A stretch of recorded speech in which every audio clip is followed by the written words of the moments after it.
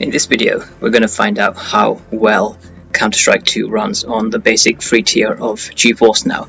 As you can see, I'm connected to a GTX 1060 rig. It's the NPFRK04 in the EU West server location, and we are getting a ping of 20. So this is not very suitable for playing in FPS. It's not the ideal conditions, and it's not the best server either. But really we just want to see how it performs, so we're going to have a look.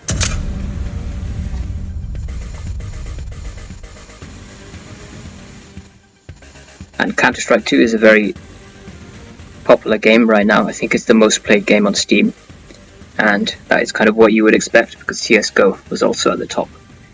But really we want to check this game out because we want to see, is it actually a good enough experience just watching it. Just if you wanted to stream it as kind of a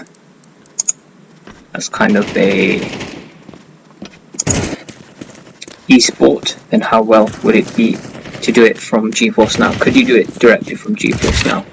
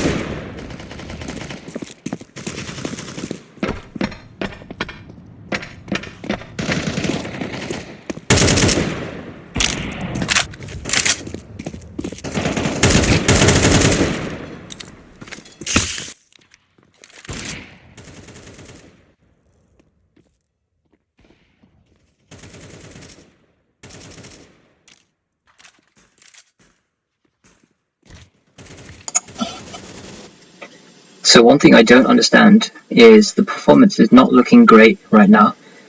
I don't understand why, because it's showing above 60 FPS, but when I see it on my stream, on my computer, it doesn't look very smooth. It looks like it's running at sub 60 FPS. It looks like maybe about 40 or 35. It doesn't look smooth. So I don't know why. I've tried enabling my VSync. That didn't seem to help.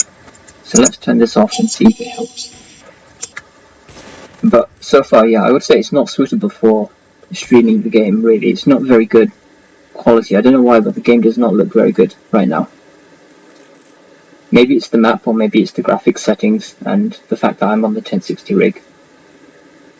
Maybe I do need to be on the 2060 in order for the game to actually look any good, but this just does not look great.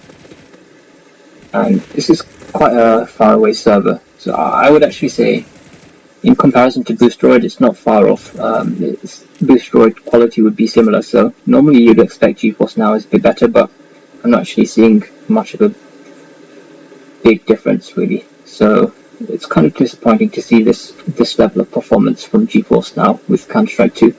On other games, the performance has been amazing. On games like Marvel, Guardians of the Galaxy, on Destiny 2, on the finals, all of those games looked really amazing, but for some reason Counter-Strike 2 is not looking great, probably because I'm on the worst rig.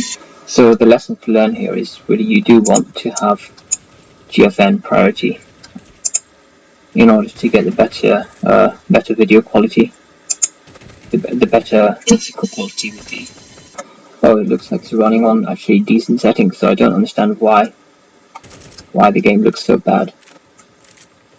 We could try enabling this to ultra high quality. Let's see if that actually does anything. fidelity effects. I don't know if it's FSR 2 or if it's just regular FSR 1.0. That has not made much of an impact to the frame rate. In fact, if anything, it looks a bit worse frame rate wise. So I wouldn't bother with using FSR. I don't think FSR is very good in general. I don't understand why people say that it makes a big difference and it's really good, but I've never experienced good results from using FSR. It just makes the image quality look worse, and it also has a frame rate hit as well compared to using just lower resolution. I always find it's preferable to just use a lower resolution in the game. If you have the ability to set the render resolution to something like 75%, that gives me more of a frame rate increase than trying to use FSR, getting all the horrible artifacts from FSR. I would say FSR 1.0 actually looks better than FSR 2 in motion. Obviously, in a still image, FSR 2 does have clearer results, clearer detail, but FSR 1 is just better with less artifacting for a high motion game, in my opinion.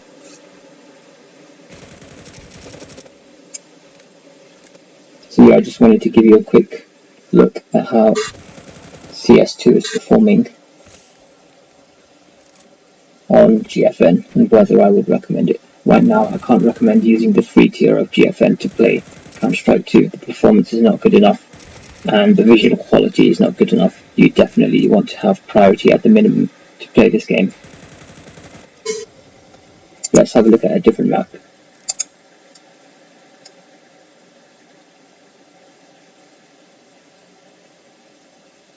So GFN Thursday was yesterday, and we did actually see that Overwatch 2 and Diablo 4 have been confirmed to be coming soon.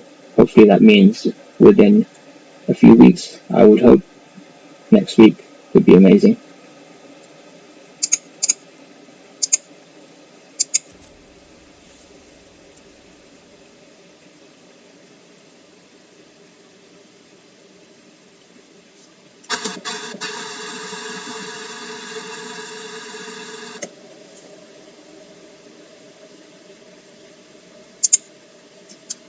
But this is great in general for GFN. It means we're getting so many FPS shooters like the finals, CS2, Overwatch 2. It means GFN is becoming more popular as something that you can use to play lots of FPS titles. Previously there were not many FPS titles on GFN, which meant it was good for games like RPGs and things like that. No Man's Sky, that type of game, simulation games. But there were very few actual competitive shooter games on the service. Apart from Apex Legends, there wasn't very much, just Fortnite as well. But then Fortnite, I don't know if you can say it's truly a competitive game. It's not really made to be competitive. So having these games definitely widens the audience for GFN. I'd love to see the finals on Boosteroid as well. I think it's coming to Boosteroid if it's not already on Boosteroid. But yeah, I'd love to see that game on Boosteroid. But GFN is doing great things in other news. Lots of improvements coming to the Ultimate tier. But that is the problem. It's really only for the Ultimate tier. Not many improvements that I have noted for the free tier, which is kind of a shame. I would like to see some things for the free tier. Something that they could do nice, that would be nice for the 1440p, would be, let me say that again. Something that would be nice they could do for the priority tier would be to give you 1440p image quality. And they could still restrict 4K 120 FPS to the ultimate tier. But having 1440p for priority would be a great compromise and kind of middle ground. It would look a lot better. And another thing they could do is give you 120 FPS or even 90 Hz, 90 FPS for priority tier, just a little bit of a boost over the regular free tier. It would be a great thing to set GFN above other cloud gaming providers. Would be if they gave you a 90 Hz stream, then it would be a lot better for just input lag in general as well, improving the concept of cloud gaming. Lots of people are very skeptical of cloud gaming because of the input lag, especially when it comes to competitive titles. So having a higher refresh rate, higher frame rate stream actually gives you a lot better response time. So that would help. Because right now, cloud gaming is kind of in a proving grounds situation where people are still not completely sure and not convinced by it. And they have good reason not to be convinced, because it can be problematic if you don't have it set up right, if you have a not the best tier of GeForce Now as well. So they really do need to prove that it can be a viable replacement for actual local hardware. And this would be a good way to do it.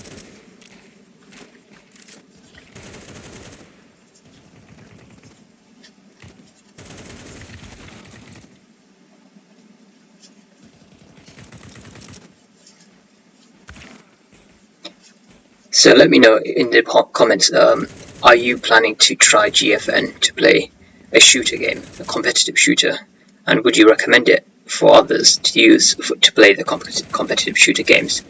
I would recommend it myself, with some caveats, like you definitely need to have a very good ping. I wouldn't recommend it even on 20 ping, it would be a bit too high. You need it in the single digits if you really want an experience that would be comparable to local.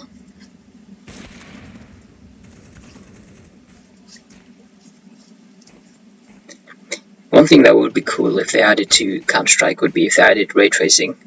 Because I know the finals has ray tracing, but these maps, these indoor areas, would look really good with ray tracing, with the light coming in through the windows and filling the building. I think it could look really nice. I'd love to see Overwatch get DLSS as well, and ray tracing. Be a great thing to have, improve the performance in general and make it look nicer. I wish more games had DLSS and ray tracing. More competitive games, I mean. There are lots of single player games that have ray tracing, but the finals is one of the only ones that does have ray tracing for a competitive shooter. I think Battlefield has it as well, actually. So now what we want to do is see our session report. Let's see how well we would be rated on the session report. The details.